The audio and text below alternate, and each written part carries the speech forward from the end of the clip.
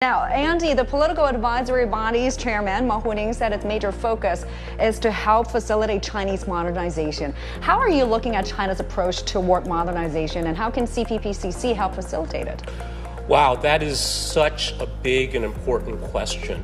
So it's very easy when we think about China's modernization to focus on economic statistics. And of course, these statistics for decades have been world-beating, which is really remarkable, especially for a country of China's size.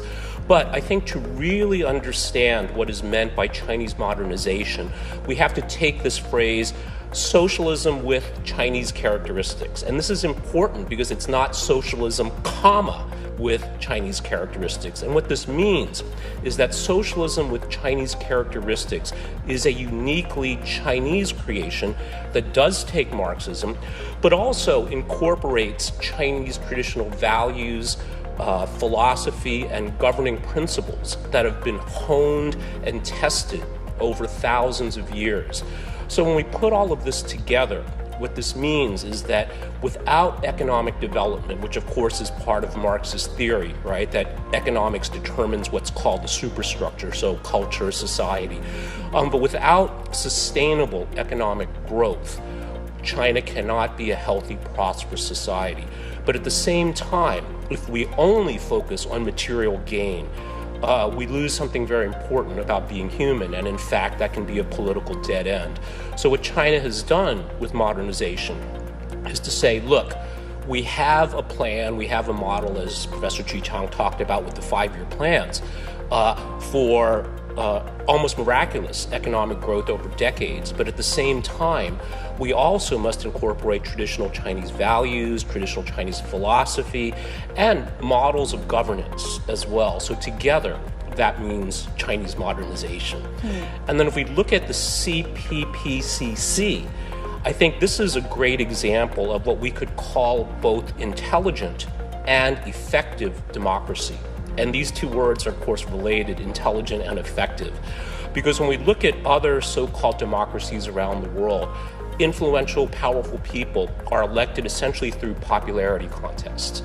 Whereas the Chinese approach with the CPPCC, which is the Chinese People's Political Consultative Conference, people are chosen, over 2,000 people are chosen to be representative, first of all, not just representative in region and by political party, but by function as well. So of course we have technologists, we have artists, we have different people to ensure really that we have representation. And there's also a meritocratic filter. So it's not a popularity contest, but people are chosen based on their track record, as well as their commitment to making a difference. So I think that the CPPCC then plays an integral role in linking the party, the government, and society together as a two-way information channel, which perhaps we'll talk more about, but this is at least how I see it. What sort of role can CPPCC play in promoting scientific or industrial upgrade, Andy? No, you're absolutely right, Tuyen, that a key constituency at the CPPCC are technologists, are executives at technology companies that are at the forefront of the technology envelope.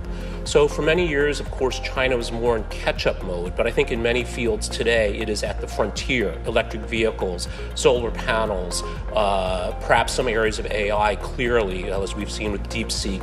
So I think the role that these people play is, first of all, we have to understand, again, if we go back to the structure of the CPPCC, that it is to share information between the government and society, and this is a two-directional flow of information. So I think one very important contribution these people play is to reduce information asymmetries, meaning an imbalance of information. So these are technologists, these are scientists that are aware of the latest technologies, the latest application of technologies. So I think one thing we'll be talking about in a few years is just what a success China's prioritization of humanoid robots has been. And if we look at this, one of the breakthroughs that are needed are new AI models. So not just large language models like ChatGPT or DeepSeek that produce text primarily, but areas like what is called physics-informed neural networks or diffusion models. And anyway, these different kinds of AI models that these scientists and technologists can share with policymakers.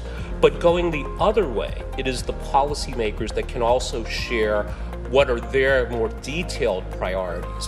What do they see as the concerns and the risk to, again, reduce this information asymmetry or imbalance, to make sure that everyone is coordinated on the same page. And I think, as Chu Chang said, this is one reason why I think China has been able to move ahead so smoothly, so quickly, and surprising so many of its critics over the years, because I think we also should come back to this idea that organizational design is absolutely vital. And right. I think this is a topic that doesn't get quite enough attention, that Chinese political organizational design has contributed a lot to China's success.